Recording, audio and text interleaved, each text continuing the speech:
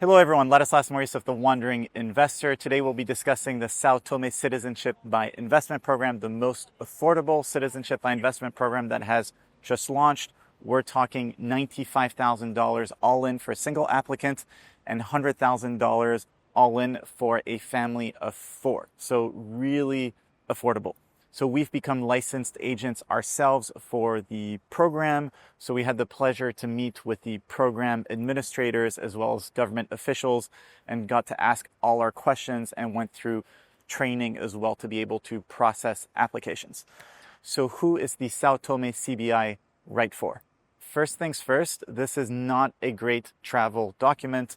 So for anyone that wants to travel around the world, this is really not it, unless you're coming from Afghanistan or from Pakistan, places like that with absolutely horrendous travel documents. Sao Tome is very unlikely to be an upgrade from a travel right point of view.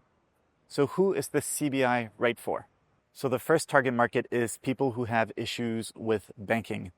So there are a lot of citizenships out there that make banking really complicated. So if you're from Russia these days due to sanctions, or other countries like Libya, like Sudan, like Afghanistan, like Pakistan, whenever you go to a bank and show your passport, no one wants to touch you. Well, a Sao Tome passport doesn't come with as much stigma and it makes the bank opening process easier. I'm certainly not saying that it's easy. It's not a Swiss passport that you're showing, but it is an upgrade. Number two is people who want a second passport as a plan B.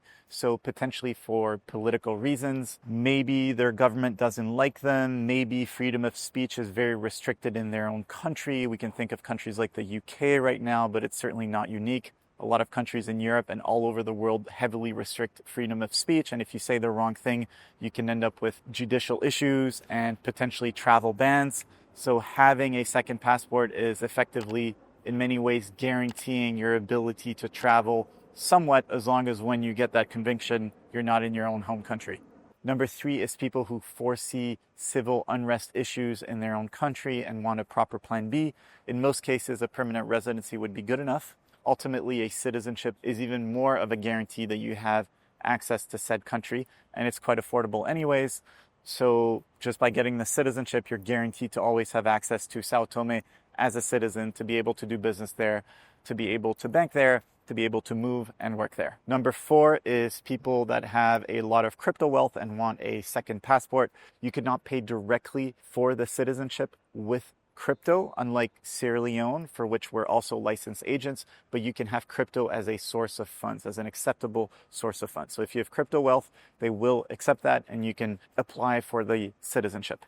Number five is people who want to do business in Sao Tome. I mean, it's a small country of about 250 souls. There isn't much business going on right now, but I mean, this is one of the initiatives that the government is driving to be able to attract foreign investment. So a very large portion of the donation amount is to go into a special fund to help infrastructure development on the island. And the idea is also to have all these essentially brand ambassadors, country ambassadors all over the world that are well off, that will at some point go to Sao Tome, fall in love with the beautiful island, and hopefully invest as well. Essentially for Sao Tome, it's getting paid to have wealthy brand ambassadors all over the world.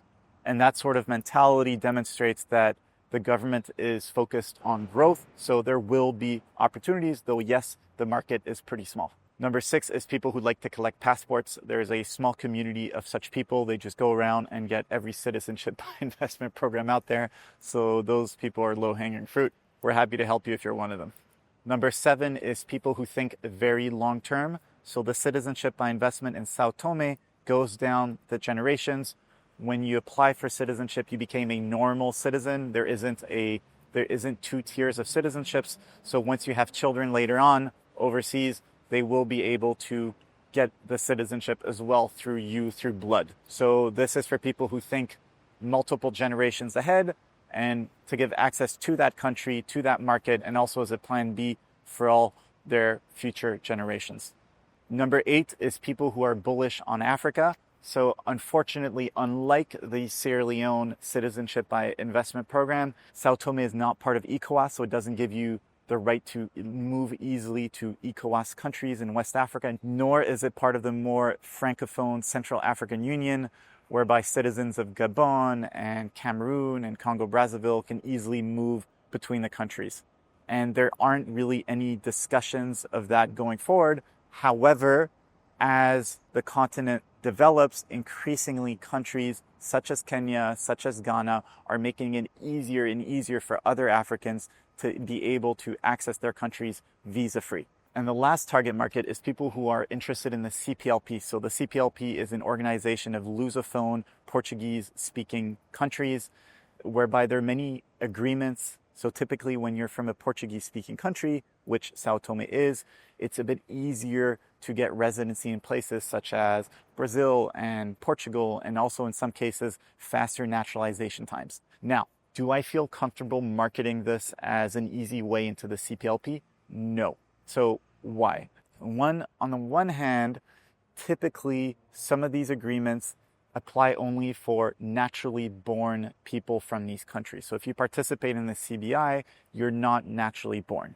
In reality, in practice, this actually gets rarely enforced. This being said, the reality is that at some point the immigration authorities of some of these other countries will catch on to the fact that Sao Tome is selling its citizenship, and will probably start to make a difference between people that were actually born in Sao Tome and people who were not born in Sao Tome. And eventually, I believe that some of these governments will start putting into practice what they have in the law, and will start to make a difference between naturally born Sao Tomeans and not naturally born Sao Tomeans.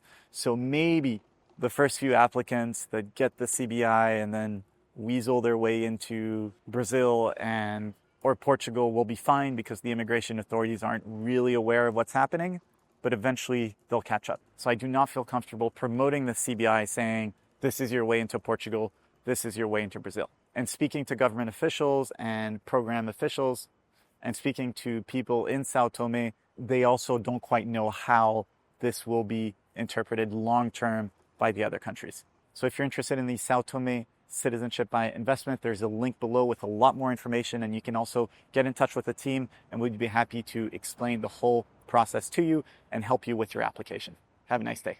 Make sure to download my free ebook, 12 Mistakes to Avoid When Investing in International Real Estate, which you can find on my website, link below, and feel free to follow me on Instagram @TheWandering Investor.